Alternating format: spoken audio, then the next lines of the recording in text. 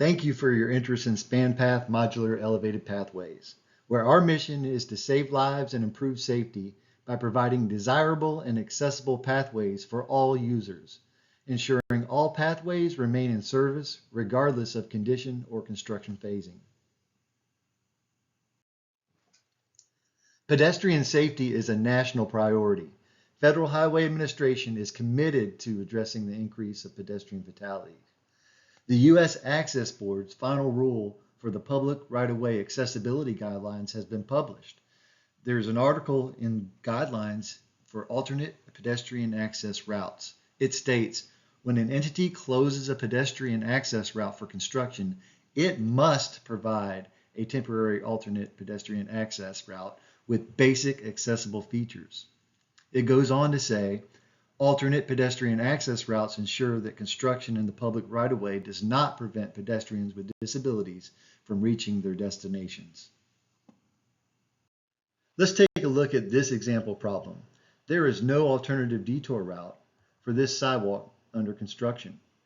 An alternate alignment would put pedestrians too close to traffic or on the backside of the sidewalk where there's cross-slope issues. This entire block is closed with no access to this apartment complex.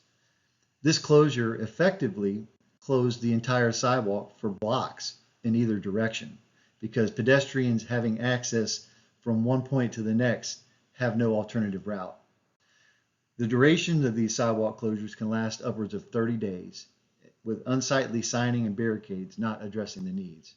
This is not in compliance with PROWAG, and there is no current alternative prior to SpanPath. Our current standards for these conditions is to close the sidewalk and detour the pedestrians. This results in improper pedestrian movements, especially for able-bodied pedestrians. This also restricts safe access to businesses along the closed sidewalk route. It also produces sign clutter. We have a hard enough time having people pay attention to the regulatory signs we have in place. Now we're adding all of these signs for this one sidewalk closure. They're orange, they take attention away from the other signs that people need to pay attention to. They also can be confusing and also prone to incorrect installation. Signing is mostly ignored and is not in compliance with PROWAG. Access is not provided to locations along the closed sidewalk, and the sidewalk network is not always available, as we've seen in the previous example.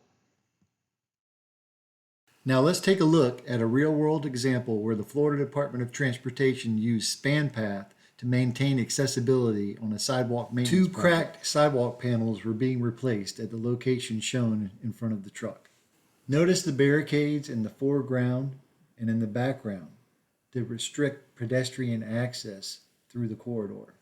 Here we see the freshly poured concrete sidewalk that needs time to cure before opening to pedestrian traffic. We also see the barricades in the background that are severing the pedestrian network.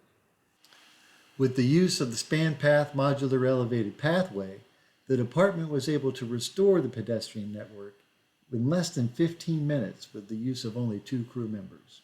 Immediately after the installation of the SpanPath system, this corridor was reopened to the public in its intended nature. Notice there's no temporary traffic control signs, there's no barricades, nothing impeding access to this corridor, as SpanPath is truly an anti-temporary traffic control device, allowing pedestrians to continue use of the facilities as intended. Removal of the SpanPath system is just as simple as the installation. The crew members can remove the segments to reveal the pristine, cured concrete surface that's been protected by the chambers of the SpanPath system. After completed removal of the system, it is revealed that the concrete is perfectly intact, properly cured, and has not been vandalized. Thank you for watching. Please be sure to like, subscribe, and to sign up to receive notifications.